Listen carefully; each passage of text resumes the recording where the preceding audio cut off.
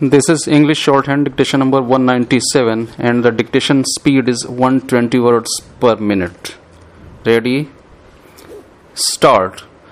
Mr. Speaker, Sir, it is with great pleasure that I welcome the proposals which the Honorable Minister announced while presenting the demands for grants for the Ministry of Agriculture. In recent times, there has been a general feeling that the farmers in our country do not receive as much encouragement as they deserve at the hands of the government. I am quite sure that the announcements made by the Honorable Minister will bring a ray of hope in the minds of the farmers all over the country. I hope that the government is very well aware of the fact that the need for increasing the agricultural production is greater at the present moment than at any other time in the past. Of course, I do agree that we are in a very comfortable position as far as the food front is concerned. We have enough stocks of food grains at present time, and we are also hopeful of a bumper harvest in some parts of the country. Our public distribution system is functioning very satisfactorily, and the poor people are able to get their requirements of essential commodities at low prices. But at the same time, we cannot afford to overlook the fact that the balance of payment position is not favorable so far as we are concerned. Of course, we have been able to manage a very difficult situation which we had to face in recent months. But there is no doubt that there has to be a further improvement in the position as early as possible. We will be able to achieve this only by increasing our exports. Keeping this in view, the government is already taking steps to encourage exports. From the policy statements being made from time to time, both on the floor of the House and outside, I think that the various controls and constraints on exports are likely to be removed as soon as possible. I am quite sure that these measures will go a long way in boosting our exports. But there is one important aspect which we have to take into consideration. If we look at the composition of our exports, we may find that agricultural commodities formed a major part of our exports even in recent years.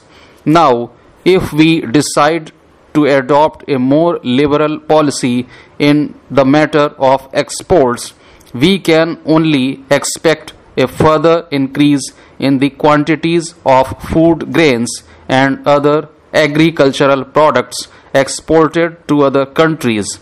This position may continue so long as the government policy and the global market conditions are favorable to the exporters. In this context, we have also to consider a situation where in a particular year the outflow of food grains by way of exports may go up to such an extent as to result in scarcities within the country.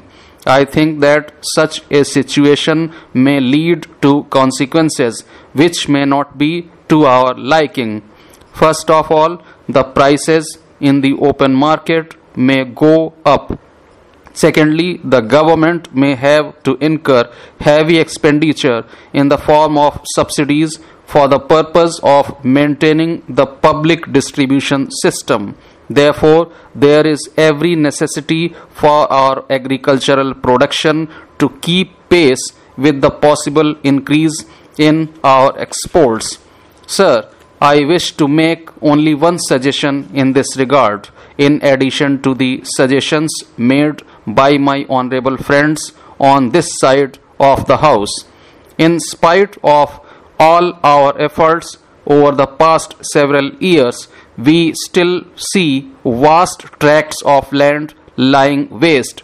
From this, we can easily come to the conclusion that our farmers just do not have the capital to reclaim those lands and bring them under cultivation. I know for certain that there are some big business houses who are interested in making investments in farming as part of their diversification programs. They may be in a position to make it a profitable venture because they have the required capital and also their own export houses. Perhaps they may expect some concessions like tax incentives from the government. Even now, in the field of industries, we are extending such concessions to export oriented units. Therefore, I request the government to devise a suitable policy so as to attract private investment in export oriented farming. If this is done, large areas of waste lands can be brought under cultivation.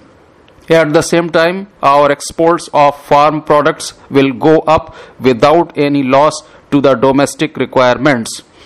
Mr. Speaker, sir, I thank you for this opportunity to participate in the general discussion on the budget. The Honorable Minister was advocating much for the welfare of farmers. He is very serious in handling the position to find out ways and means and see that the farmers are not put to any hardship. But unfortunately, due to the financial crisis, I am afraid whether he would be able to implement some of the welfare measures meant for the farmers. Sir, many state governments have already stated that they are not in a position to implement the dual policy as enunciated by the finance minister.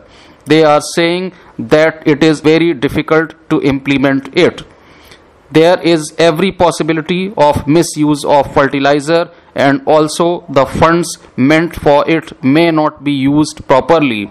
Therefore, the government should find out some ways and means to solve this problem as soon as possible. The government of India has decided to increase the price of fertilizer. The sowing season has started, and if the fertilizer is not available, the entire farming community would become upset. It would have been better if the subsidies were removed carefully and gradually, but the sudden removal of the subsidy from the fertilizer has caused a lot of problem to the farmers. Procurement of food grains should be done throughout the country, and the money should be provided from the central government to all the societies to procure most of the food grains or the oil seeds which they grow in their fields. There should be proper godowns to keep the produce. If there are no proper godowns, the entire commodity which we are going to procure is going to be a waste. Then, regarding remunerative prices, the Honorable Minister was kind enough to mention on the floor of the House that while giving remunerative price for the crops, he will take into consideration manual labor, investment on land, managerial cost, cost of inputs, market trend and transport, etc. Therefore, I would request the government that all these things should be taken into consideration while fixing the remunerative price. Sir, the next point I would like to speak about is rural development and Panchayat Raj. This is a revolutionary bill which has been brought over and it has been discussed at length. It provides for 30% reservation for women. I would like to submit that it is our duty to see that this bill is passed as early as possible. Regarding drinking water, we should provide it to every village of our country. There are villages which do not have adequate water.